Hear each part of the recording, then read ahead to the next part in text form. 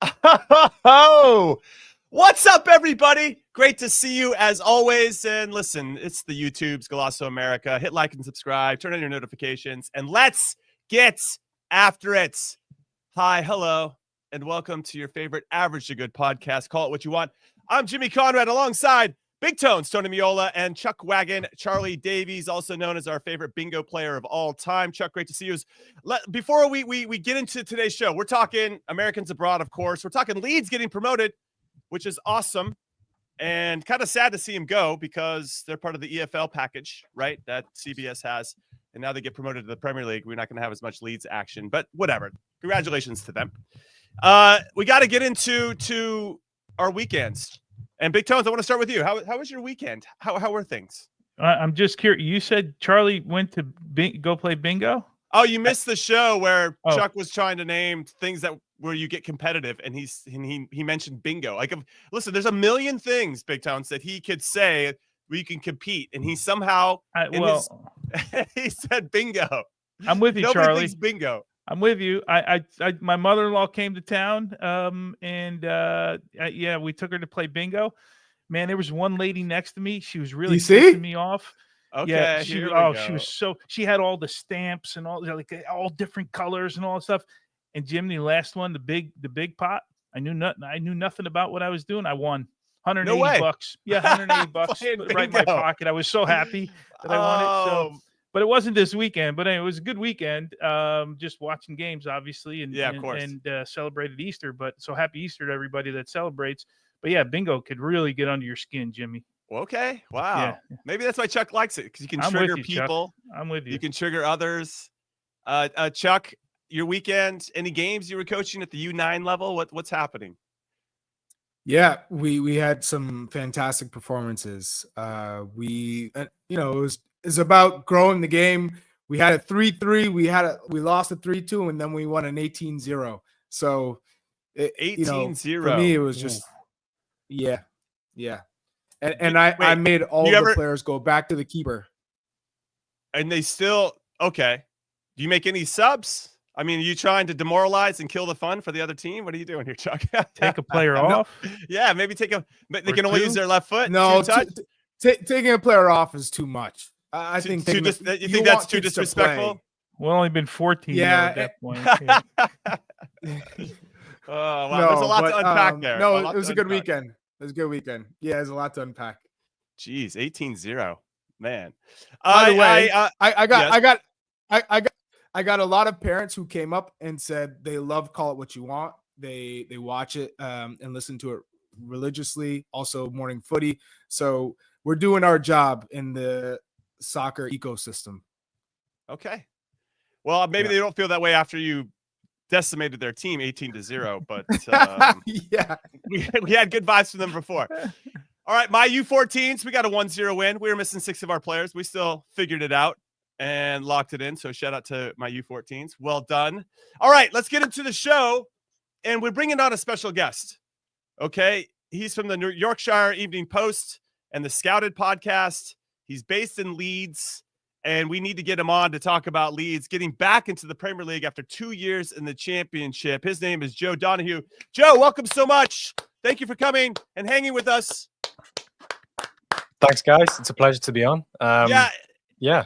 It's nice to see that you've tried to match Tony Miola's backdrop, just like nice and plain. Who could have the most? Joe, are you in the CBS Paramount offices too? I'm in the adjoining wall. If you bang on it there, you'll hear it coming through on my mic. Yeah, I love that. I absolutely love it. All right, so Joe, let's talk about what Daniel Farke and Leeds did well this season. And one of the things that I think all of our listeners should know is that there was a January transfer window, and Leeds elected to not make any transfers. They're just going to roll the dice with the team that they had, and it paid off, and obviously got back into the Premier League. I really think that's impressive, just to say I trust the guys that I have. Yeah, absolutely. It was the message that Daniel Farke wanted to put out to his squad mainly, was that if he's not going to get a player who is, first of all, affordable, who's going to improve the level of the starting 11, and is also going to be the right caliber of character to come into this group, then he didn't want to sign them, essentially. He made the point that January is notoriously a difficult month to do business. Typically when you sign a player, especially in the Championship where games come thick and fast, it can take a real period, a couple of weeks or maybe even months, to get a player up to speed with that group. And by that point you're into March and April, and then it's almost as though the season's over. So I think it was a risk because the title race, or the automatic promotion race this season, has been a fierce one with Burnley and Sheffield United. I think Burnley are 31 games unbeaten now. Leeds have lost 1 in 26 or 27. And Sheffield United have hardly lost any games up until this recent run. They've been really going hammer and tongs at it, and they did strengthen in January, which made a lot of Leeds fans question, what is the strategy here? What's the play, basically? And ultimately, it has paid off, sticking with Farke's trusted guns. So when you look at this lead side, right? Obviously an attacking side, and we've seen this before. As a matter of fact, we saw it with Burnley last promotion under Vincent Kompany, right? This time around, so you the two teams that get promoted, one is the most attacking team in the league, the other is the best defending team in the league. We've learned, like in Ipswich, getting promoted twice, scoring the most goals in 2 leagues. What do you think Leeds does now moving forward? And I want to get to Brenden Aaronson because he's the number 10 in this group. But what do you think they do moving forward? Because that formula has proven over the last 2 promotions that maybe it's not the best formula. Yeah, it's a real difficult question. It's a conundrum for any manager going up from the Championship to the Premier League, because typically teams at the top of the Championship, they're going to play a possession-based attacking style of play. I think a lot of teams, we've seen that with Ipswich, even more so Southampton under Russell Martin this past season. You go up and you try to dominate possession in the Premier League, and you unfortunately get found out. Either your players aren't at the required standard, and I don't mean to say they're way off it, but just losing that 1 or 2% that the Premier League opponents have on you can make a real difference. Farke has been a real proponent of possession-based football. He wants to be the protagonist in games. He wants to dominate. He wants to use his fullbacks as auxiliary wingers. He wants to put, effectively 5 or 6 players on the forward line. He's not going to be able to do that every game in the Premier League. That's just a matter of fact. So ultimately, they have to come up with ways. And one of the classics from manager speak will be that the work starts now, as in they've been promoted, and as of today, after maybe a little bit of celebrating has been done, they'll set to work on how they are going to tackle the Premier League, because Farke has come up before with Norwich twice, and unfortunately for him, both of those times it didn't work out for him. Norwich were relegated on both occasions, so it'll be a real test of Farke's coaching credentials, of the Leeds players that are currently in the squad, Brenden Aaronson being one of them.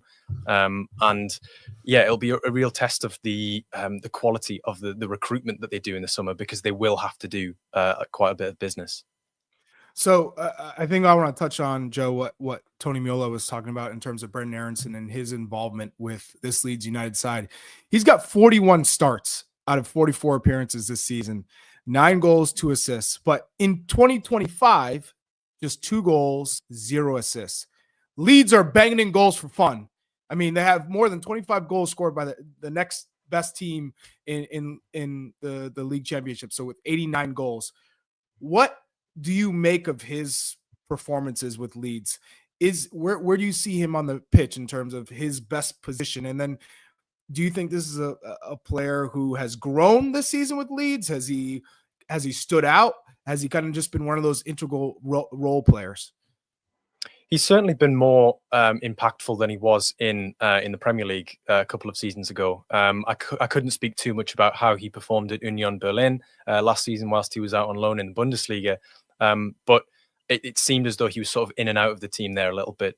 This year, he's been the preferred choice at number 10. And while he did have a really good spell at the beginning of the season, scoring quite a few goals, there's always been sort of an undercurrent, certainly with the fans, of, you kind of want a little bit more from him, whether that's in terms of creativity or whether it's in terms of goals output in the second half of the season.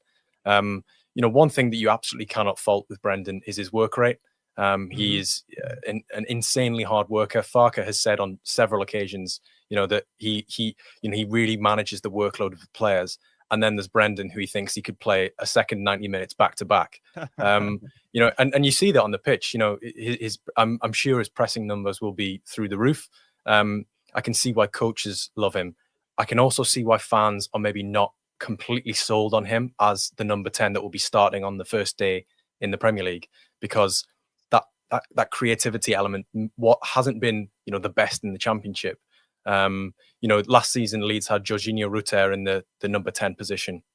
He was sold to Brighton for 40 million, obviously, and he just had that magic, that spark about him.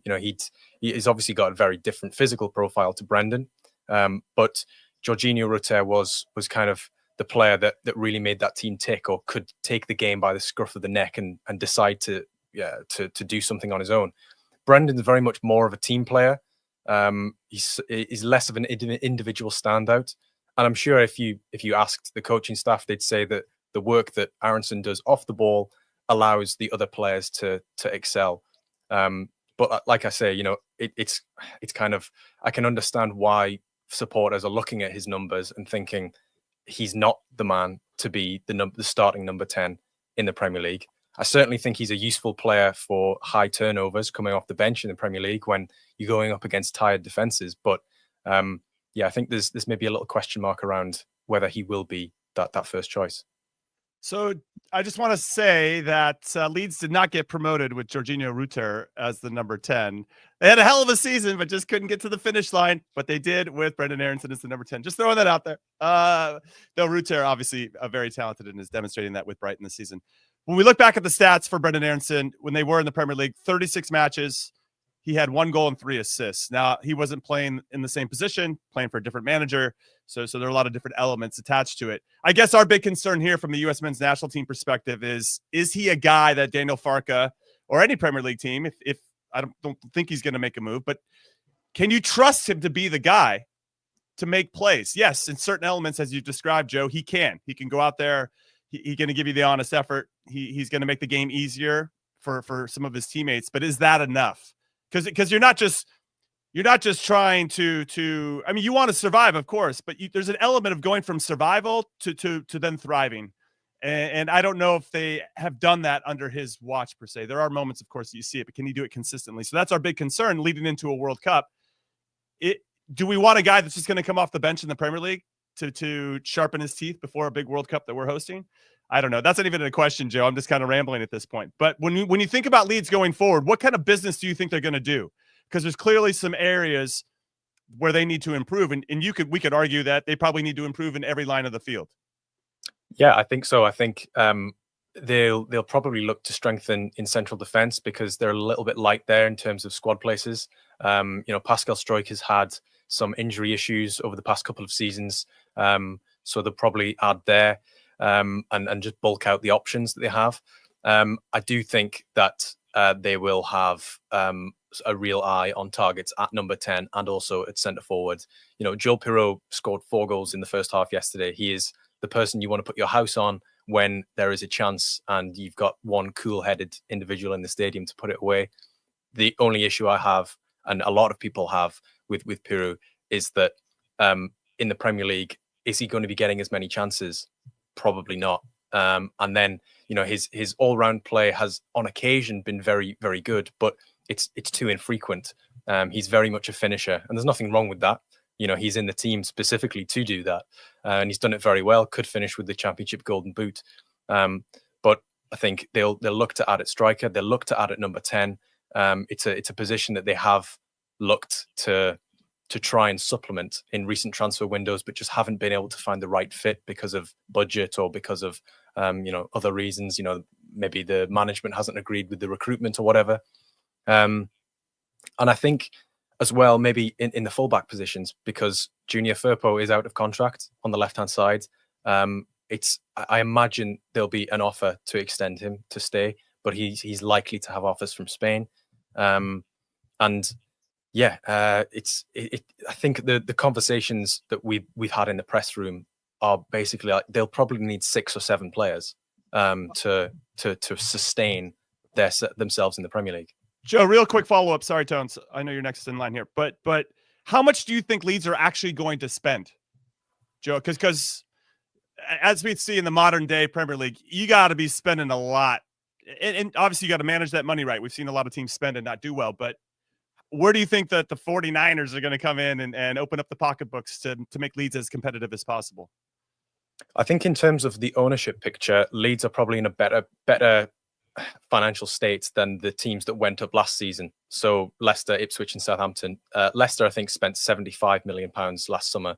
I think Leeds will need to spend more than that because we've seen how Leicester's season has gone. Southampton, I think Russell Martin acknowledged that they probably didn't spend or spent too much on the wrong players.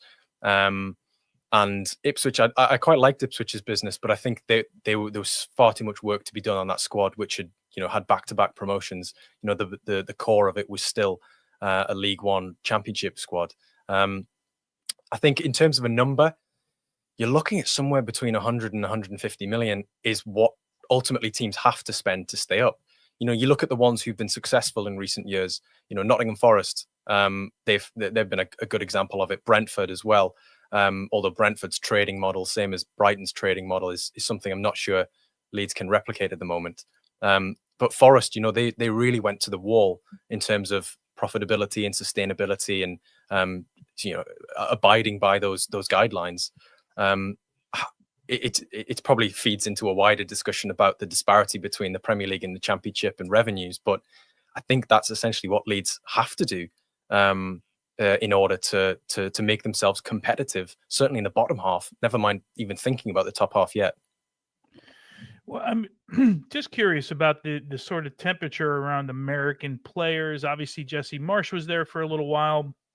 Weston McKennie made the move there. It didn't go well for him. Tyler Adams. Tyler Adams. And I suppose the question with Daniel Farke, and I'm trying to circle around to Brenden Aaronson with this thing, because we saw Josh Sargent, right, go into the Premier League with Norwich, and a guy that we expected to be in the attacking part of the field literally never crossed midfield the entire season, right? Played as a right winger for that team. Just sort of the temperature now with everything that happened at Leeds, with American players / coaches there, what they feel like, because I feel like Brenden Aaronson has done a decent job. They clearly believe in him, as Charlie said, over 40 starts for the club in the number 10 position for the team that scored the most goals in the league. So they must believe there's something there, and maybe something that they can still get out of him. Yeah, I wouldn't say that there's like an anti-American sentiment towards any sort of US-based influence at Leeds. I mean, the owners are from the States, so they've broadly got the backing of the fans. And I think the way that Aaronson came back from that loan in Germany and basically worked his way into the team, and yes, he has proven himself as a decent level number 10 in the Championship. He's proven himself to be reliable. He's proven himself to be relied upon in terms of availability, which is a huge commodity, especially when you've got 46 league games to get through in what is a grueling contest. I think the McKennie situation was maybe a little bit different in that I think fans felt that his buy-in maybe wasn't at the level that they wanted it to be.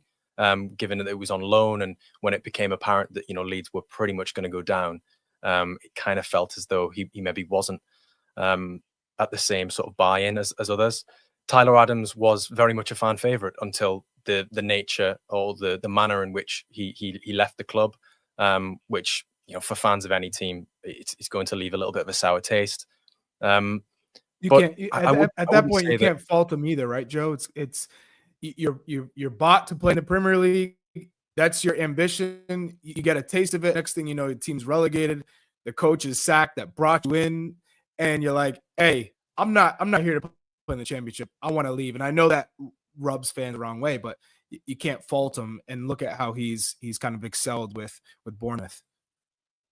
If you look at it from sort of a purely professional standpoint, which is a very idealistic way of putting it, given how emotional football is, you can look at the decisions that the players who left the summer that Leeds were relegated and say, okay, they're doing that to protect their livelihood, they're doing that to protect their career. But I think you'd be hard pushed to find fans of any club justifying things in a professional sense. You know, it's all about heart and emotion and passion, isn't it? Yeah.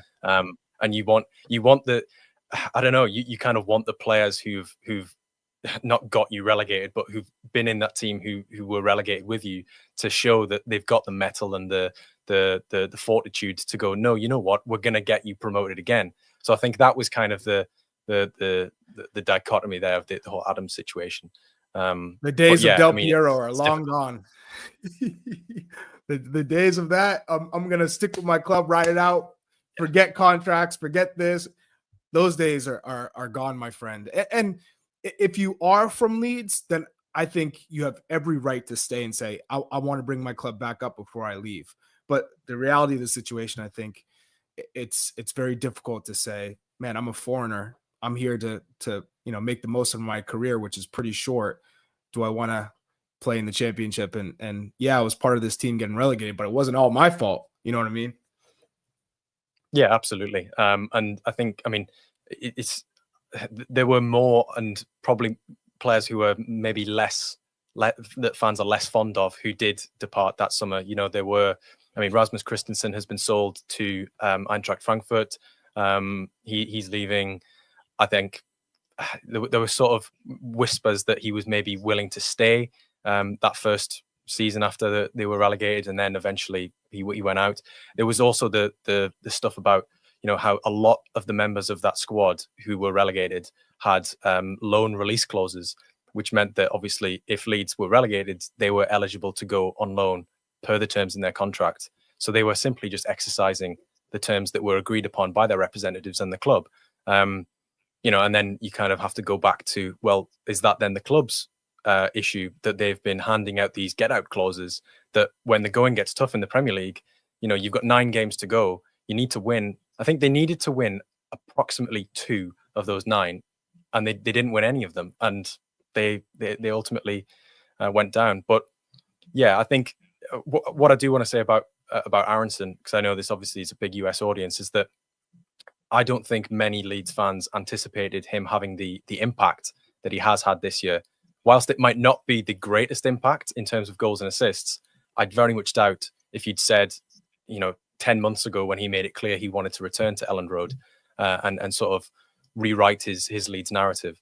I think many people would have been shocked to see him make 41 starts, to be almost in double figures for goals, which, you know, from a purely binary perspective is ultimately a good season. All right, Joe, last question. No, last question. I'm sorry, Chuck. I'm taking the last question here with Joe. Also, I'm going to admit my Americanness. I called it Yorkshire Evening Post. It's Yorkshire, okay? Yorkshire Evening Post. That's where Joe writes and does his work. Scouted podcast as well. We appreciate you coming on the show. Okay, last one. With regard to the 2 promoted teams, because we don't know who the third one's going to be. They still have to go through the promotion playoff and the championship. How do you think Burnley and Leeds are going to do next season in the Premier League? If you had to get a crystal ball out right now, do you think they stay up, or do you think they come right back down like we saw with the other 3 teams in the Premier League this season? I think based on the last 2 seasons, 17th on the final day next season is viewed as a success, because it is literally all about staying in that league. I think of the 2 that have come up so far, I think one will go down. I think the team that comes up in the playoffs as well will also go down. But I couldn't, you never know. I mean, we've seen this year with Manchester United and Spurs, you know, teams that have just dropped like a stone. You don't know who that's going to happen to over the summer in the Premier League, whether, you know, managers leave, influential managers, and take some players with them, whatever. I'd love to see Leeds stay in the Premier League next year, because the press food is so much better in the Premier League. Now we're talking. Of course it is. The real talk. Well done. The real talk. Well, Joe, By the thank way, you so much for your time. Hold on. By the way, Jimmy, what? Before you get going and want to end this thing, and you hijack the whole interview anyways, you asked 15 questions. I never do that. What are you Joe, if you have Josh Sargent and Joel Perreault both level on 15 goals, who is a better striker in your mind? Oh, better finisher, Joel Pirou. Maybe all around, I'd maybe say Sargent because of versatility, but it's a very close call. All right. See, I didn't know you were going to ask such a good question, Chuck. Otherwise, I would have gotten out of the way. Some of your questions aren't always the best. Just throwing it out there. Just kidding, Joe. Thanks again for coming on the show. We're going to take our first break and call what you want. When we come back, we're digging in more into our player pool and how they performed this weekend. Don't go anywhere.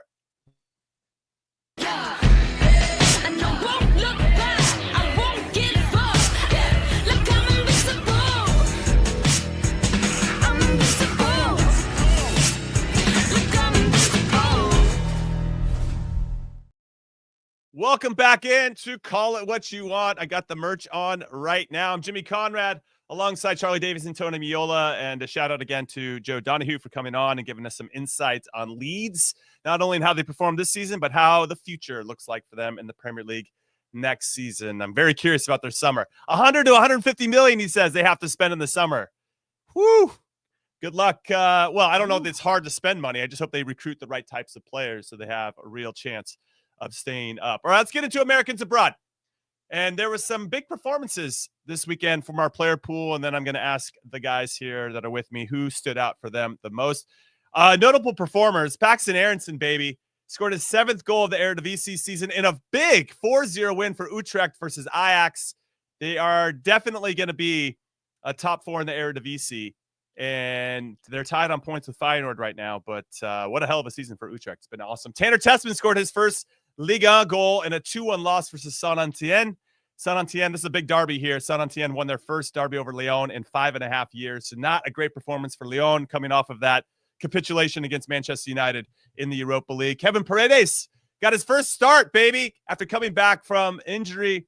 He got an assist in a 2-2 draw versus Mainz, and excited to see him back and running around. Ralph Husenhuddle is his coach and was full of praise afterwards about how special Kevin Paredes is. Haji Wright scored his 12th goal of the season in a 3-1 loss to Plymouth.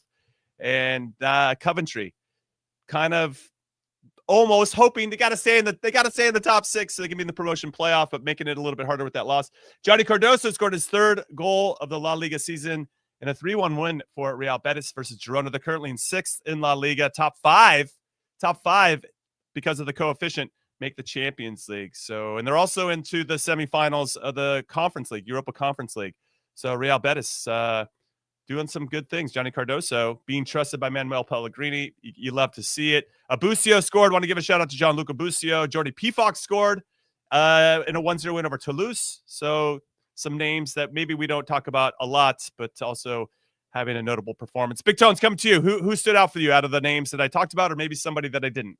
Yeah, Paxton continues to impress. You wonder what happens with him at the end of the season if he goes back to Frankfurt, right? Yeah, Haji Wright is an interesting one still because the guy just quietly goes about his business, right? And he just scores goals. And we did a little thing on Morning Footy today with him, and I was asked, does he get a call to the national team? All he can do is keep scoring goals, right? Because that door is open still. That door is, there's no one that's, I feel like we talked about the number 9 position ad nauseum. There's no one that's locked that thing down. And I would imagine we're not in a position to not look at somebody who's scoring goals, whether it's Josh Sargent, him, or Ajiman, whoever it is. So I'm happy that he's come back from this injury. Obviously, we all thought he would have been part of that Nations League roster had he been on the preliminary roster. And after they needed to make some changes, they couldn't because he wasn't on that 60-man. They didn't think he'd come back so soon, I'm guessing. So that's an interesting one to follow as well, but he's got a lot of work to do. Coventry, they were in fairly good position. Now they're still in a battle, which is going to be fun for him moving forward. Hopefully he gets to a playoff and we can watch him in some really, really important matches. Yeah, just to give everybody an update, Chuck, Bristol City's in 5th right now on 67 points in the championship. Coventry's on 66. Middlesbrough is on 63. They're in 7th, so they're outside looking in. Millwall's on 63 as well. Blackburn's on 62. So Coventry and Middlesbrough play each other on the last day of the season at Coventry. So, and Coventry plays away to Luton this upcoming in their next game. So they need to get some points there. That not everything's riding or dying on this Middlesbrough game at the end. But yeah, anybody else stand out, Chuck? And I actually want to get into a bigger conversation about Brenden and Josh Sargent and all that. But go ahead. Yes, Johnny Cardoso. We have to talk about him now at the moment. 23 years old, killing it at Real Betis. Another massive goal for him with the club. I mean, he was near perfect on the ball with 27 of 29 passes in this game. I think he's really found a good role within this team. And Isco obviously is the guy that makes this team tick. But in terms of being an outlet and being able to, shuttle the ball across, I think he has good positioning. He's not the most aggressive ball winner when you're talking about midfielders, but what he does do is he picks up second balls. He finds the right space. He's able to play forward. He's always looking to play forward and not backwards or play in that safe pass. So I really like his growth as he continues to get so much playing time in La Liga. And they're pushing into the Champions League. I know. So, if Real Betis are in the Champions League, maybe he's not going anywhere. Because we talked about him being looked at by Tottenham, by. If I'm Johnny Cardoso and we qualify to play in the Champions League next season, I'm not going anywhere. What about Europa League? Not going to Tottenham because they're in that spot now. Sorry, Jim, they're in that spot now, and they're in semifinal, right? Of the Conference League. Conference League, right? If they win that, they would be in Europa League no matter what. Do you look at Europa League the same way? I would. I think, yes. Well, yeah, I think it'd be hard not to stay. Well, Tony, it's not only that, it's you're playing in European competition, you're in La Liga, but more importantly, you have a role under a manager who trusts and believes you. You're not going anywhere. You're going to play. And so from that standpoint alone, we talk about the year leading up to the World Cup, consistency, playing. He's at such a high level at this moment. You would be foolish to leave that situation to go into an unknown or a wild card in a year that means everything. Yeah, they've got Fiorentina in that Conference League. So yeah. No, it's exciting times. Big games. I'm really big games, and I'm curious to see how Betis manages it, given that they're in the semifinals and they've got these other competitions. When I looked at their schedule, it didn't seem on paper as hard as maybe some of the other teams that they're competing against. But you still have to go out there and perform. I want to give a shout out to Damien Downs, scored for Köln this weekend in Bundesliga 2. He was man of the match for them in their game against Münster. I'm not even going to try to pronounce it because I'm American. I'm just kidding. More often than not, I feel like I'm pretty good with pronunciations, but not always. So Köln are on top of the second Bundesliga with 54 points. It's automatic promotion. Damien Downs has obviously been excellent for them, for their manager, Gerhard Struber. I'm curious, very similar, right? It's okay. They get up to the Premier League, just like we're talking about with Brenden Aaronson and Josh Sargent. And well, Josh isn't going to get promoted, but then what? You get up there, and then how does that look for you? Is your team going to strengthen so that you can be competitive, or are we going to see you just kind of battling and hoping just to survive, so not to go back down again? Which is it maybe highlighting and showcasing all the talents that you can bring to the game and as 360 as possible. So interesting questions for some of our players. Now, I want to bring up Josh Sargent. His manager just got fired. Johannes Hofturup, the Dane, just got sacked with 2 games left to go. Jack Wilshere is taking over for the last 2 games of the season. And Josh, 30 appearances and 15 goals, 5 assists. And I actually thought that Joe was very kind in terms of, and that was a great question, Chuck, at the end of the interview, about how he compared to Pirou, who has scored a ton of goals for Leeds and has been so pivotal as to which player would be the best. But it could be a system thing, could be a playing style, whatever it is. I do want to have a conversation, though, about trust in a way where, when I think about Brenden Aaronson going up to the Premier League, could be Damien Downs going up with Cologne up to the Bundesliga. If those guys, a year out from the World Cup, are going to just be super subs or play on a team where they're going to be handcuffed because they just don't have the same type of talent as everybody else, is that a good lead up going into a World Cup? You know the answer to that question. Okay, good. So it's rhetorical. But the second thing is, okay, what I want to see from our team, and what I maybe didn't see enough of it, and I'm having some recency bias because I think I've seen it in the past, but I haven't seen it lately, is that we need guys that are going to step up and take responsibility and solve problems when shit's not going well. And so if we have guys that are getting in those promotional areas and then are scraping in the top leagues, I just don't know if they're going to have a lot of those opportunities to solve problems and be on a team where they can impact the game and have more influence. And so I wonder, from their perspective, what's best for their career, or does it even matter? I just want to play in the Premier League. And if the World Cup works out, it works out. It's a bigger conversation, but I just kind of wanted to get it started there. And as a resident number 9, Chuck, I'm going right back to you. Well, every player has a different path. Every player's experience will be different and given their talent. So you're never going to have 20 players who play in La Liga or the English Premier League or the Bundesliga or Serie A, and they're going to be the main guy on their team, and their focus is to generate opportunities and be creative. That's not how it works. It's a balance. And so there are players who you expect to be the guy scoring goals and being a finisher. You have other strikers who are tasked with hold up play, who are creative with the runs that they make to open up, I guess, pathways for other players in the attacking third. You have guys who are focused on 1v1 dribbling and being the guy that either creates for himself or for his teammates with his moves on the ball. I look at some of the defenders. Some of them are going to be tasked with playing long ball because that's their style. They're not so much playing out of the back. Some guys are great playing out of the back. So I think it's about finding balance especially with the national team. Every player within the team is playing in a different league for a different coach with different tactics. Some are playing in the back 3. Some are playing in a 4-3-3 or 4-4-2, whatever that is.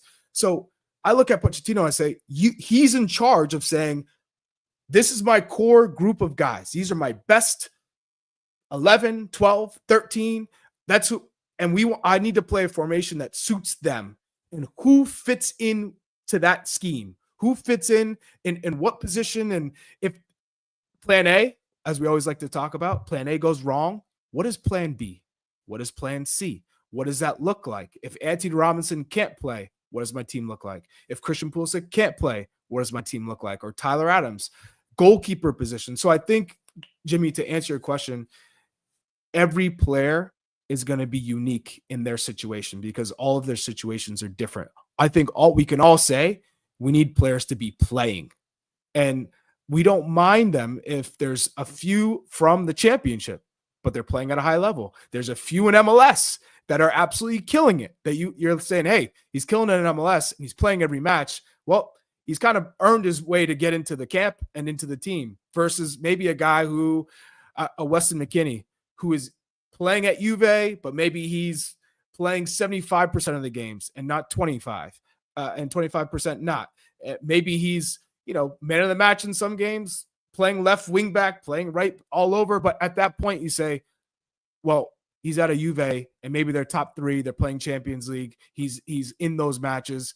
He's got to be at least in the squad. And then it's on Pochettino to figure out what that balance is, because it's going to be a mix of different personalities, different characters. And I think the onus is on the players once that is picked. Tones, I guess too, and I like that answer a lot, Chuck. I guess what I'm looking for maybe is, do we have enough players that can take over a game when it's time to take over a game? And that can be defensive presence, making sure we're not dropping too deep, the lines aren't collapsing on top of each other, solving problems, managing the game. Go ahead, Chuck. You seem like you want to hop back in. Yeah, I was going to say, but why do we need a number of players to figure out a game? Look at across the national teams. Did you see the Nations League? Did you see the Nations League, though?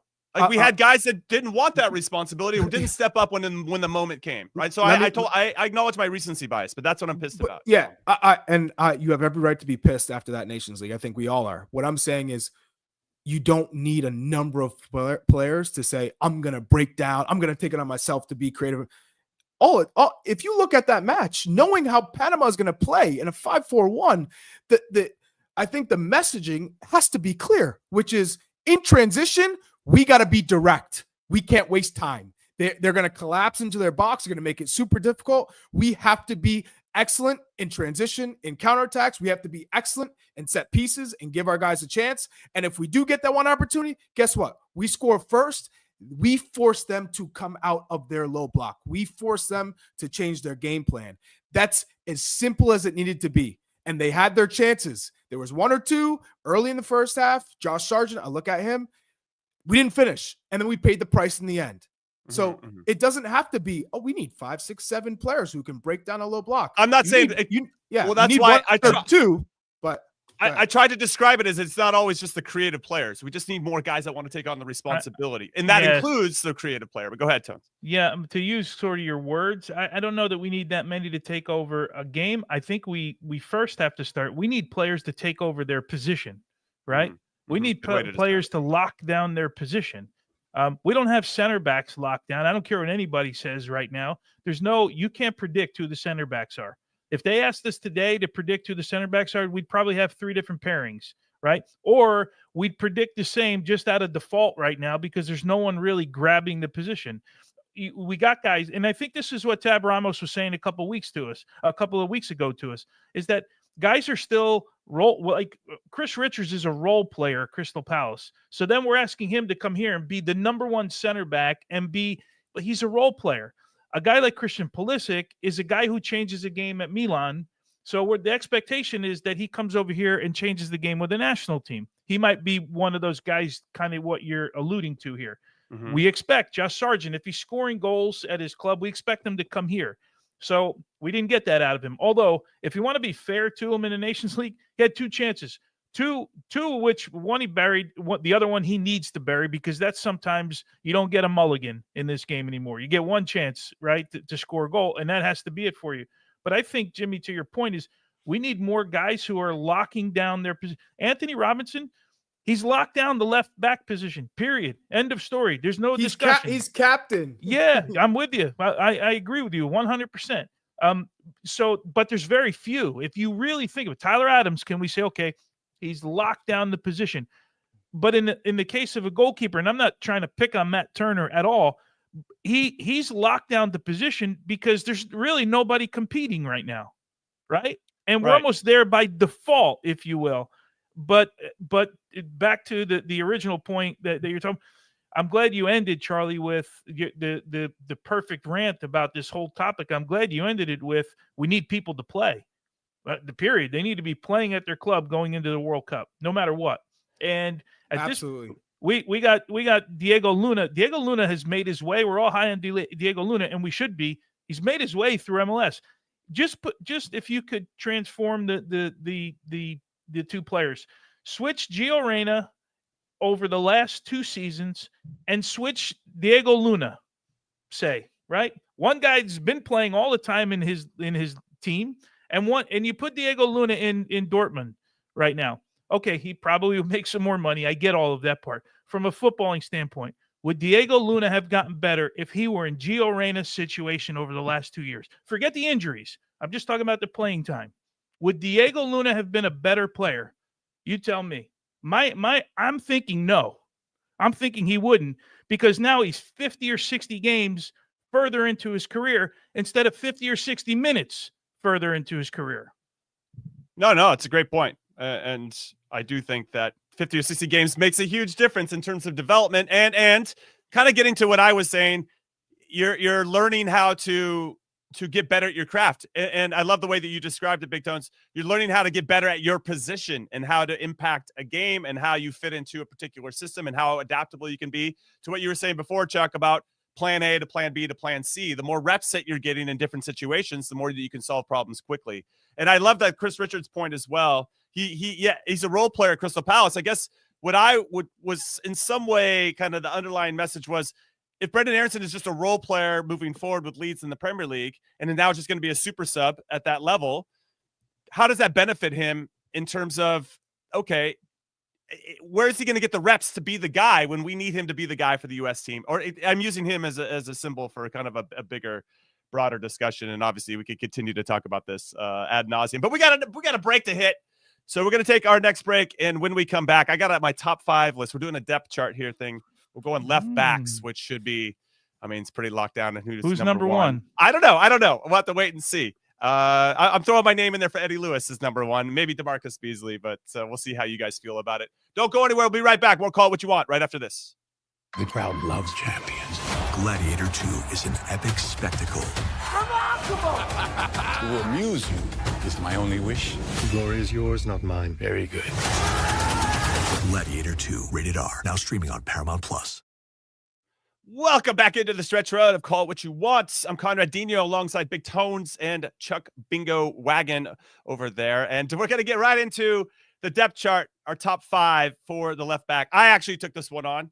And I do think there are a few prefaces that need to be mentioned. One is we're leaving predominantly right-sided players off of this list. Okay, so we're looking at the lefties and players that play on the left side a lot more than they do on the right side, which means the Serginho Dests of the world, Joe Scally will show up there from time to time. We're leaving them off of this list. So I wanted to make sure that very, very clear. Also, what I think is interesting about this position is that this is probably the spot where it's the most clear number 1 spot of the national team. Jedi Robinson's the guy at number 1. There's not even any question who is the guy. But then the drop off from 1 to whoever else is on the list is probably the biggest of our group as well. So there's a really long way of me saying that Jedi Robinson, please don't be hurt, because we're just not as strong when you're not on the field, and all that leadership stuff that I value highly as well. Okay, so the rest of my list, I got Tolkien at 2. I'm kind of like shrugging my shoulders with with who's after Jedi Robinson. We got Tolkien. I think Max Arfston needs to be in the list.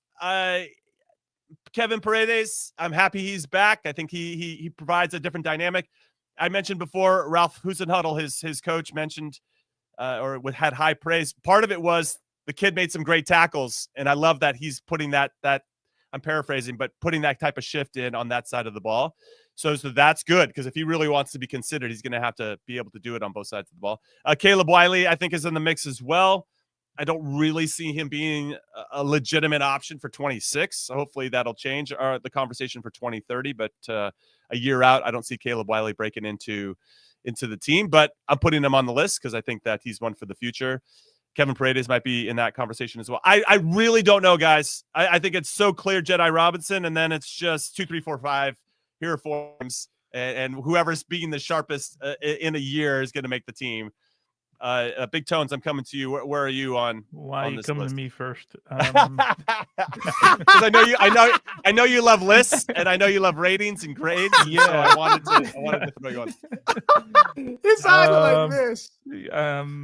Yeah, I suppose if you're not going to count Dest and Scally, yeah, I guess that's there. Who else were options in that position? I don't know. Were you struggling over anybody? Loons and yeah, Loons.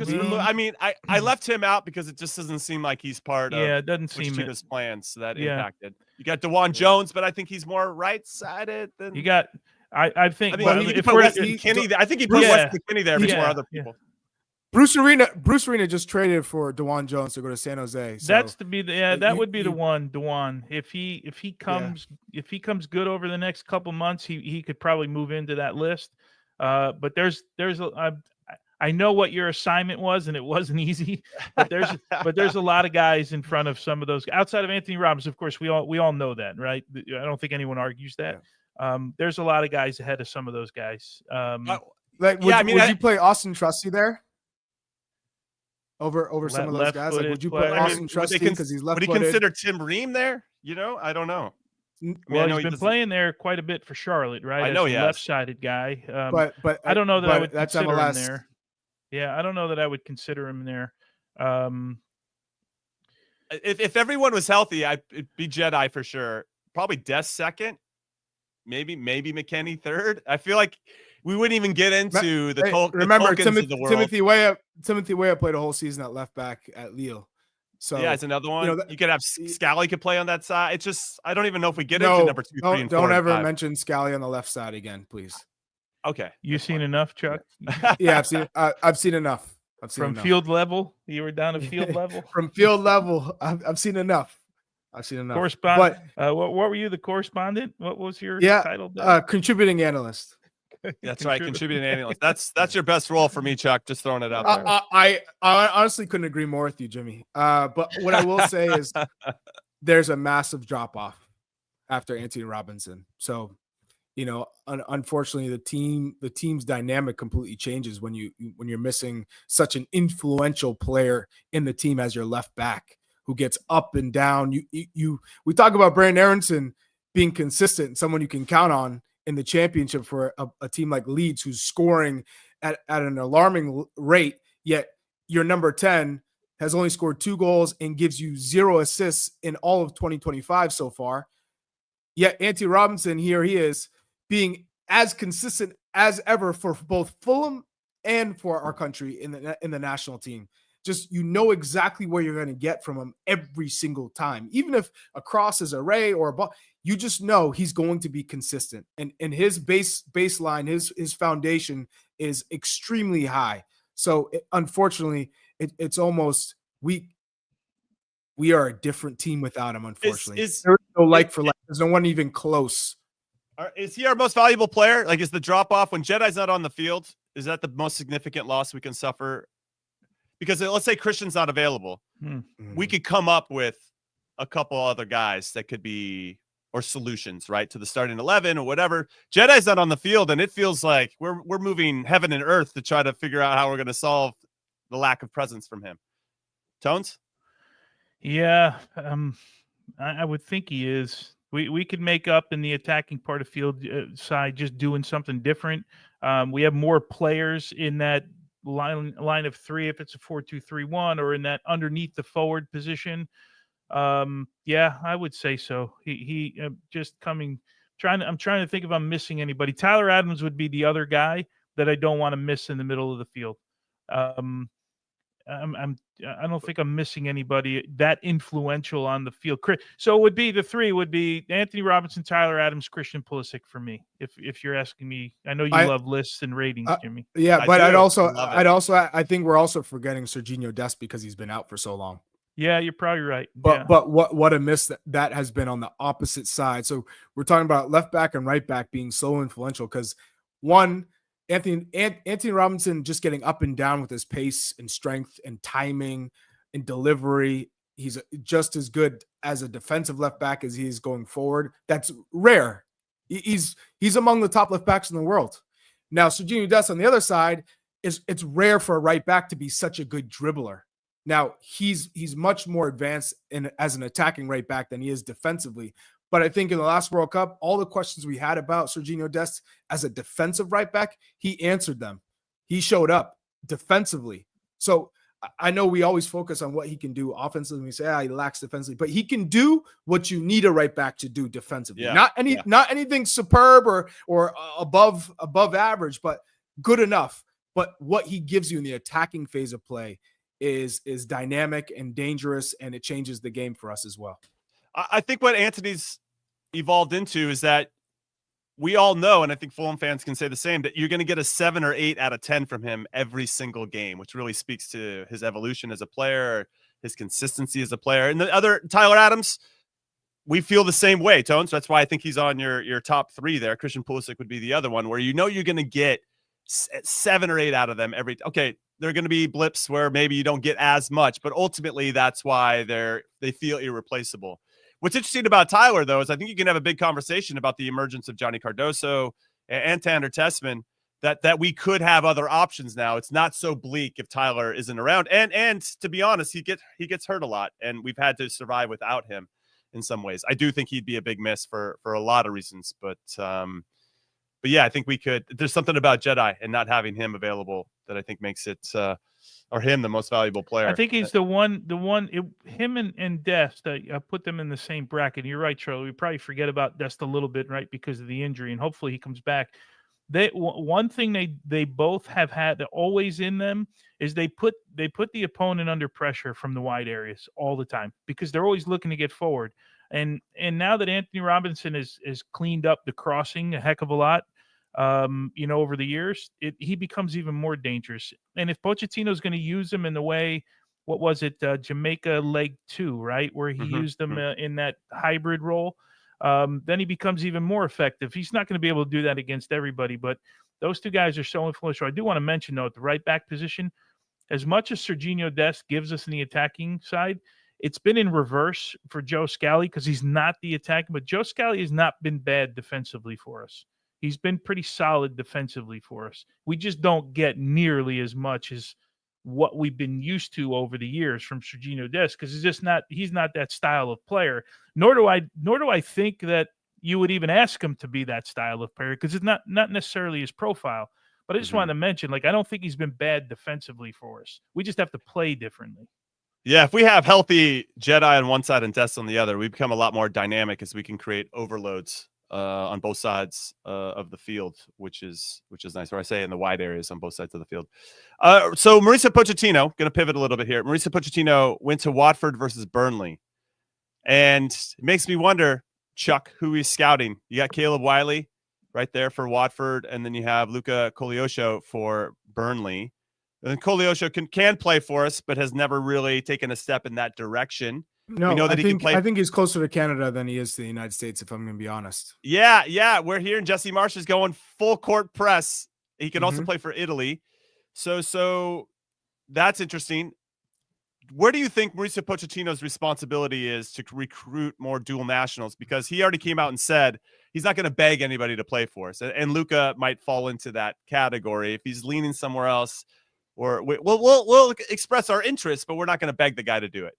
Yeah, I think, again, there's always going to be a balance of finding an dual international that you would want to play for your team, and you'd ask, hey, you interested in coming? We would like to take a look at you if this is something you're open to, versus, hey, please come play with us. We'll give you everything. You're going to have to wait 4 years to play with England, or 3 years or 4 years to play with Italy or some of these bigger nations.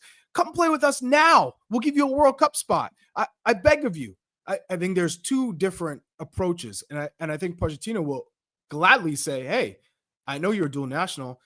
We need a I love your game. You've earned a national team call up, and we'd love for you to come. And if the conversation's pleasant, and I don't think Pochettino is in the business of guaranteeing spots or guaranteeing a World Cup appearance if they convert. So for me, it's you never closing the door on a dual national, especially when you're a foreign manager coaching the U.S. men's national team. What are you going to say? You got to be born and raised in America, playing in America, or you can't be a part of this national team. No, he's always going to be interested. If you're going to make the national team better and you've earned it and you deserve it, then of course that opportunity is going to be open. But again, you should never have to beg someone to come play for the U.S. men's national team. I think people got caught up in Pochettino's words, right? When he said, I'm not going to beg anybody. They automatically took it like Pochettino's not going to recruit dual nationals. I think we know internally, right? They are recruiting dual nationals. But like Chuck expressed, we don't need to beg you and promise you things that you want to get to play for the national team.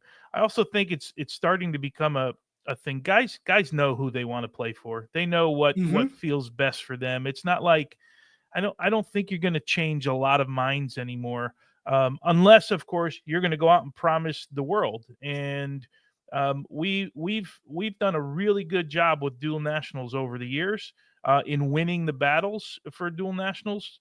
We don't lose a ton. I thought Greg Berhalter's regime did a really good job of making sure guys were comfortable being here. Just think about the whole Balogun recruitment, making sure Serginho Dest. Serginho Dest and Tab Ramos did that, right, with the youth national teams. And then they had to do it even after playing in youth World Cups. They had to do it again, but they wanted them to feel comfortable. There's moments where for the national team, you got to know, you guys, we've all been there, right? You want to look around and know that everyone wants to be there, because there have been a couple of guys over the years that you looked around and you wondered, man, I'm not quite sure that he wants to be here. We know we don't have to go through any of the names, but we've been there before. Names. We don't have, but you guys know that's the truth, right? So, look, has Koleosho, has he played a lot this year? I feel like I've covered the EFL. I feel like every week that I'm there, I don't do it every week, obviously, but any week I'm there, I'm like, I look, he doesn't start a game. So I'd have to go back and do a deeper dive. I'm just curious. He's got 19 starts and 27 appearances, 2 goals and no assists. Yeah, and I know he was injured. I think it was the Christmas period, if I'm not mistaken. Jeff Shreves was in. We were talking about it. It just coming to mind as we chat. So it's about half the games, right? Slightly less than half the games he's played or started in. Yeah, he hasn't played much. He only has one 90-minute game. His last 90-minute game was mid-December. Oh, okay. So it's been a while. So, he's got some injuries for sure. So you kind of look at it from both angles, right? From his perspective, do I want to commit to a national team, even though of the 3, US, Italy, Canada, the US is probably got the best upside and most potential, and Italy, I'm not playing in Italy playing in the championship. I'll tell you that right now. You're not playing in the Italian national team playing at Burnley. This is not happening in the championship. We're not seeing that. So at 20 years old, you're saying, do I want to make my decision now? And I look at the U.S. team, and some of these players are playing consistent minutes and am I going to play over Christian Pulisic? Am I going to play over Timothy Weah? So you throw that into the equation versus a Canadian side that's desperate for these internationals, dual internationals, to come in and play and add depth. They need depth. Jesse Marsh, we know, is very convincing and can provide kind of information for him to kind of get engaged and excited about the project. So I think if you're looking at for most national team players, potential national team players, you're saying, where do I have the best prospect of playing versus am I going to be in and get one camp and get cap tied and then maybe not play or get a lot of looks. So I think for Koleosho, probably Canada's the best of the 3 for him personally. Yeah, their front line's pretty good. That's all. I'm just going to throw that out there. Okay, last question before we let everybody go. Do you think Mauricio Pochettino then should be trying to get these guys in either in June or even for the Gold Cup? I'm talking Koleosho, which doesn't seem likely. Maybe a Richie Ledesma, giving him a run out. Nathaniel Brown, who could be a left back option for us. 21-year-old, plays for Eintracht Frankfurt and has been playing regularly. I like his game a lot. Noah Kai Banks, the young center back at Augsburg. Damian Downs, it seems like he was going to get called in, Chuck, as a resident number 9, but yes. Had to turn it down in the Nations League. So do you expect any of those guys? Should they all be getting proper looks now as we start to continue to, weed out who can fit and who can't?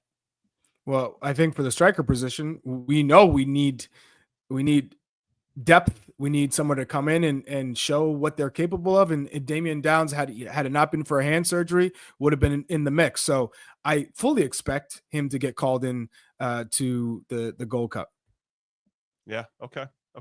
Tones, what do you think how this is going to go for Pochettino? Yeah, I would imagine that him and his staff are doing what we talked about, right? They're recruiting these guys and talking to these guys, and then they have to make a decision to come in, you know. And I don't know how many of these guys have been close to coming in. We're like a Koleosho, he's been in with our youth national teams, right? He's been in.